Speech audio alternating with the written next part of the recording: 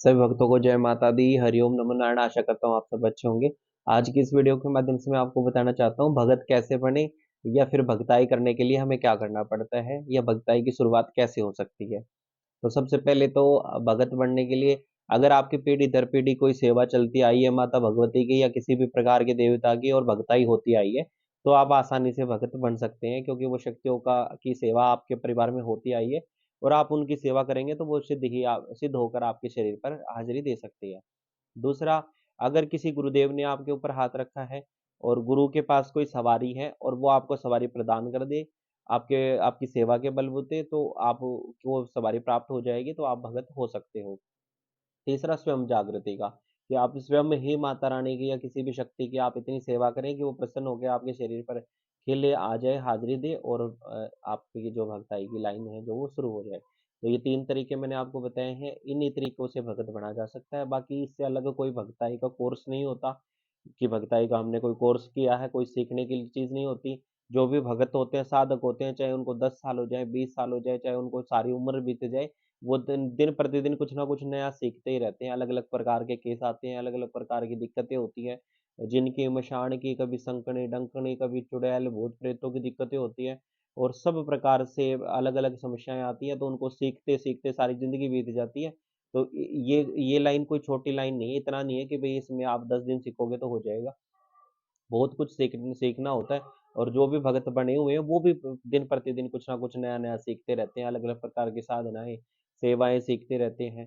तो जो भी मैंने आपको बताया कि तीन तरीके हैं इस भगत बनने के। एक तरीका और होता है, अगर आपने गुरु से भक्ताई का ज्ञान लिया है, मतलब आप बहुत, अगर आपको बड़े लेवल पे ग्रोथ करनी है, आपको भक्ताई अगर जाना है भक्ताई लेवल में, तो ये तीन तरीके सबसे जो उत्तम बताए गए हैं, कि या तो आपके परिवार में कोई सवारी रही हो, या आपके गुरुदेव आपको सवारी प्रकट करें। तीसरा, या आप खुद ही सवारी को प्रकट करें। तीन तरीके ये मैंने आपको बताए हैं। इनसे आप प्रबल होकर, मतलब विजयी हो सकते हो इस भक्ताई लाइन की में, और सर्व प्रकार से आप समर्थ भगत एक बन सकते हो। ऐसे भगत भी जिसका नाम हो, प्रचार हो, दूर दूर तक लोग जाने उसको, और माँ भगवती की विशेष कृपा हो उनके ऊपर, क्योंकि जब सवारी आती है तभी बहुत अच्छी भक्ताई लाइन चलती है। और एक तरीका और है भगत बनने का, उसमें ये होता है कि आप गुरुदेव द्वारा शिक्षा दीक्षा ले लो, हर प्रकार की गुरु मंत्र ले लो, गुरु मंत्र को सिद्ध करो। गुरु मंत्र के बाद जो भी आपके आराध्य हैं उनकी सेवा करो, उनके मंत्र को सिद्ध करो, और अपने जप तप को बढ़ाओ। आपका जप तप अगर बहुत ज्यादा होगा, बढ़ जाएगा, तब भी आप गुरु द्वारा गद्दी ले सकते हो। गद्दी लेकर आप गुरु द्वारा कुछ विशेष उपाय, जैसे कि झाड़ फूक का जो तरीका है, झाड़ फूक के उपाय, और एक विशेष प्रकार से, जैसे किसी भी प्रकार की भी ये समस्या कैसे सोल्व करनी होती है, ये समस्या कैसे सोल्व करनी होती है, उस प्रकार से आप थोड़ा बहुत उनसे ज्ञान लेकर आप भक्ताई की शुरुआत आप कर सकते हो। लेकिन विशेष आराधना माँ की करते रहें, पूजा पाठ करते रहें। अगर आपके ऊपर कोई चौकी नहीं आती है, या कोई भी आपके ऊपर शक्ति हाजिर नहीं होती है, तब भी आप भक्ताई कर सकते हो। उसको बोलते हैं कि गुरु द्वारा दी हुई गद्दी, या गुरु द्वारा चलाई हुई गद्दी। उसका जो मेन जो संबंध होता है वो गुरु की गद्दी से ही होता है। गुरु की गद्दी के आधार पर ही कार्य बनते हैं, और गुरु की गद्दी पर ही आपने उसकी सेवा देनी होती है।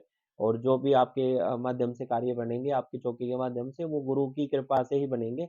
और गुरु जब चाहे उस चौकी को रोक भी सकता है, चला भी सकता है। और उस चौकी पर जो भी आपको उपाय बताए जाते हैं, वो गुरु की कृपा से या उस शक्ति की कृपा से ही सिद्ध होते हैं। आप अपनी सेवा पूजा पाठ आप जारी रख सकते हो, या भगताई लाइन का जो अनुभव है, इस माध्यम से आप कर सकते हो, कि गुरुदेव आपकी गद्दी को वहां बैठे बैठे चलाएं। और आपके दरबार में जो भी माँ के दरबार में आपके जो निजी भवन है उसमें जो भी भगत संगत आए, उनके कार्य बनाने की जिम्मेदारी गुरुदेव पर हो।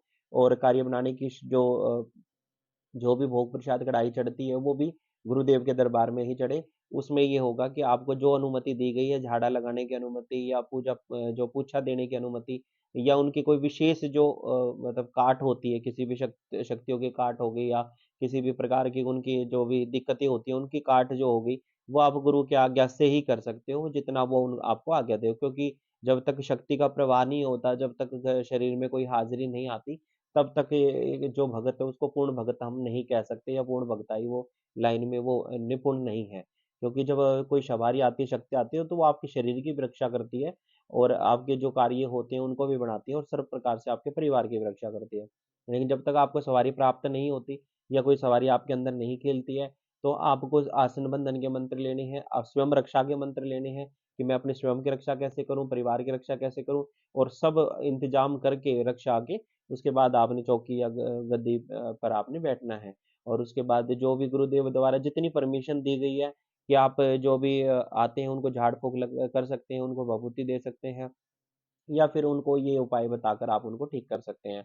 सिर्फ़ आप उतना ही करें और हर बार गुरुदेव की गद्दी का ध्यान करके, सुमिरन करके आप उनके माध्यम से करें, तब भी बताते हैं कि गद्दी चौकी इस प्रकार भी चलाई जा सकती है, लेकिन उसका पूरा कंट्रोल गुरु के हाथ में होता है, गुरु की गद्दी के हाथ में होता है। आप यही कह सकते हैं कि गुरु की ही चौकी, गुरु की गद्दी एक सामान्य रूप से आपके घर चल रही है या आपके भवन में चल रही है और वहाँ जो भी कार्य होंगे, वो उनकी इच्छा से होंगे और जो भी पूछा देने के कार्य होते हैं, तो उसमें अलग-अलग तरीके होते हैं पूछा देने के। बिना सवारी के भी आप पूछा निकाल सकते हैं और जो भी तरीके होते हैं वो गुरुदेव आपको बता देते हैं। अलग-अलग प्रकार से गेहूँ भी देखे जाते हैं और जो है पानी पे भी देख के पूछा होता है, घर से तेल मँगाते हैं उनसे भी पूछा देखा जाता है, माला पे भी पूछा देखा जाता है या जो पानी में पताशे वगैरह डाल के उनसे भी पूछा देखा जाता है। तो वो मिट्टी से, गेहूँ से, कई चीज़ों से, कई तरीकों से पूछा देखा जाता है। तो उन उन पूछा को देकर आप उनकी जो समस्या है, उनके उपाय भी गुरुदेव द्वारा बता सकते हैं और जो भी जितनी आपको आज्ञा दी गई हो, उतना ही आप उसको चला सकते हैं। लेकिन संपूर्ण अगर कोई भगत बनना चाहता है हर प्रकार से और भगताई लाइन में आगे जाना चाहता है, तो उसको सवारी की तो आवश्यकता होती ही होती है। गुरु के मार्गदर्शन की भी आवश्यकता होती है और गुरु के सानिध्य में चल के ही कोई भगत आगे अच्छा जो है भगताई लाइन में चल सकता है। तो आशा करता हूँ आपको जो भी बताया आपको समझ में आया होगा और अगर कुछ ना समझ में आए तो कमेंट सेक्शन में कमेंट ज़रूर करें। जैसे भी समय मिलेगा तो आपके कमेंट का रिप्लाई ज़रूर करूँगा। जय माता दी, हरि ओम, नमो नारायण।